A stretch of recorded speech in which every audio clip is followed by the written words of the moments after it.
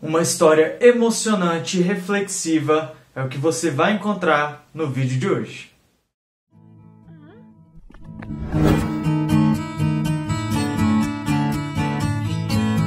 Fala galera, eu sou Douglas Ferreira e sejam muito bem-vindos ao Refúgio. No vídeo de hoje eu vou conversar com vocês sobre 7 minutos depois da meia-noite do Patrick Ness. Assim como eu fiz no vídeo de Antes que eu vá, eu vou fazer um comparativo entre o livro e a sua adaptação. Primeiro eu vou fazer uma resenha do livro e logo em seguida uma crítica à sua adaptação, fazendo aí um comparativo entre as duas obras. Eu tô querendo deixar esse tipo de vídeo como um quadro fixo aqui do canal, criando uma playlist específica para eles. Então se vocês gostaram da ideia, deixa o like aqui embaixo para eu saber, ok? Então, vamos começar. Em 7 minutos depois da meia-noite, que tem como título original O Chamado do Monstro, nós conhecemos Connor O'Malley, um garoto que está enfrentando uma fase difícil da sua vida. Ele tem um pai muito ausente, que inclusive o pai e a mãe dele já são separados. Eles sofrem bullying na escola por 3 garotos que batem nele, ofendem ele. E ainda por cima, a mãe dele está numa fase de câncer terminal.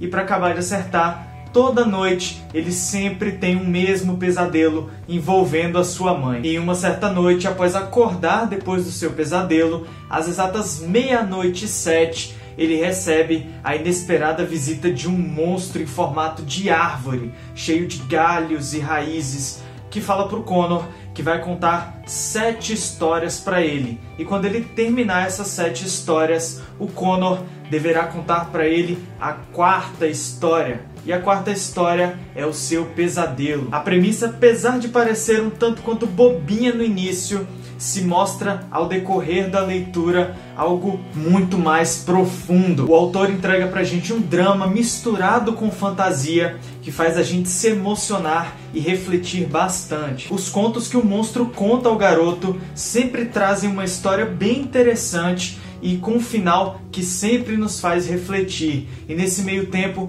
a gente também vai vendo esse momento da vida do Connor, onde ele vê a mãe dele padecer por conta da doença e como é difícil para ele aceitar essa dura realidade. Um dos pontos fortes desse livro são os diálogos entre o garoto e o monstro, que surpreende muito a gente, mostrando ser uma criatura muito sábia. O conto que eu mais gostei foi o terceiro, que mostrou-se refletir muito a realidade do Connor, de ser ignorado pelas pessoas, ser considerado invisível por elas, e incentivado pelo monstro, nossa, até arrepia, incentivado pelo monstro, a gente vê uma transformação do personagem. Nossa, nesse momento eu emergi tanto na história que parecia que eu estava vivendo aquele momento de tão intenso que foi. O livro tem capítulos bem curtinhos, o que torna a leitura bem fluida. Eu vou dar ao livro 4 estrelas, que apesar de ser um livro bem pequeno, essa é uma obra grandiosa.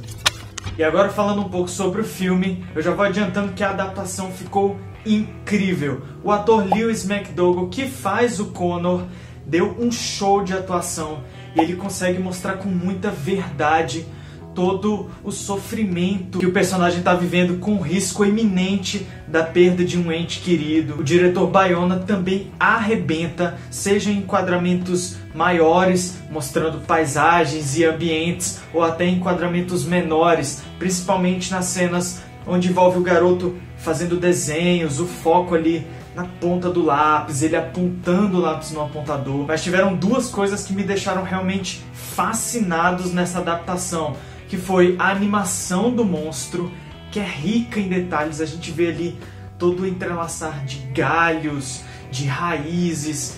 Nos momentos em que o monstro está com mais raiva, surgem ali cores intensas em vermelho entre essas ondulações. E apesar do filme não apresentar de uma forma geral cores tão vivas e intensas, chama muito a atenção a riqueza nesses pequenos detalhes. E outro ponto forte é a fotografia do filme. É incrível ver como eles conseguem trabalhar muito bem a iluminação nas cenas, principalmente naquelas cenas mais escuras. E uma cena que ilustra muito bem isso é quando o garoto faz uma verdadeira destruição na casa da avó dele e ficam ali em meio aos objetos destruídos 2 lumináriazinhas acesas com a luz mais ambar, mais amarelada, e deixa o clima daquela cena muito mais intensa. E isso a gente vê durante todo o filme, o belo equilíbrio entre luz e sombra, realçando a expressão de cada um dos personagens e principalmente, como eu falei pra vocês, os pequenos detalhezinhos que compõem o monstro. E eu vou ter que destacar também a direção de arte,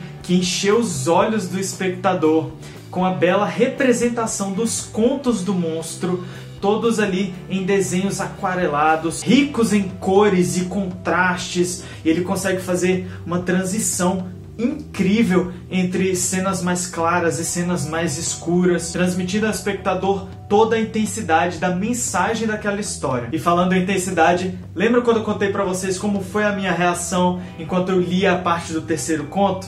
Eu fiquei numa grande expectativa para essa cena no filme, e quando ela chegou, ela não teve tanta intensidade quanto a cena do livro. Isso porque no livro tem uma personagem que põe ainda mais em evidência essa característica das pessoas não olharem o Connor e verem ele como uma pessoa invisível, e apenas ela consegue realmente enxergá-lo como ele realmente é. E no filme, essa personagem nem aparece. Então, esse destaque em relação às pessoas ignorarem ele não é tão trabalhado assim nessa adaptação, o que tira um pouco da intensidade, da mensagem daquela cena. Mas isso não prejudica a cena como um todo. Eu vou dar ao filme iguais 4 estrelas, que também consegue trazer ao público toda a intensidade das emoções e das reflexões dessa incrível história. E o filme ainda entrega pra gente uma cena meio que extra, muito bem-vinda, que faz aí uma ligação entre a relação do monstro e da mãe dele, que eu achei muito legal, e isso não tem no livro. Então é isso, galera, espero que vocês tenham gostado. Se inscreve no canal e ativa o sininho de notificações para vocês sempre serem avisados quando sair vídeos novos. E já comenta aqui embaixo que outros livros e adaptações vocês querem que eu comente aqui no canal. A gente se vê semana que vem no próximo vídeo. Tchau!